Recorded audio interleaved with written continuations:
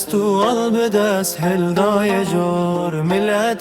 کرد رف برف بون الدار کموجبات کردن برزان و آذربایجان و ایران و عجم کردن شنگال و جزیره تا به در آوا فرار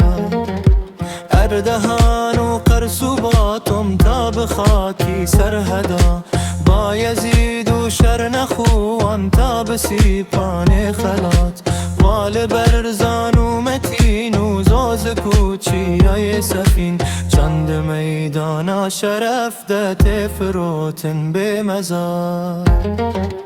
وانه پیشمرگن دلر سندانه بر توپ و گلا پاک روانا روح شیرین دانه مزگین و خلات بنده آداره بالمافه کرد مکریه بخار باگر و سرما همی چون تبل کانون و سبار بخچه و دهلو گلیستان ولا تفخه میلین جکو چوبارت نسر وکانیا آوا حیات سرگلو چیچک جناف پنجند خارابش کلین بنگه ها دارا جیان واجب ودایکات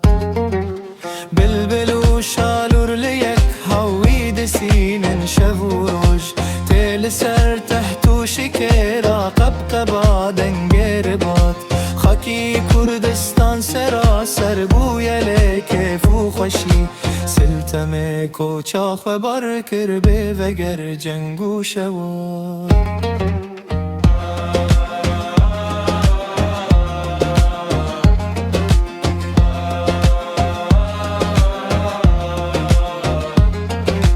آفرم سد آفرم ای سر بلند و پیشوا تف به تف دی روزانی ناتواده و رامهات هم بره داروین و ناپلیون و خاندی و شمین قهرمان چرخ بیستا شعر زوزان و کلات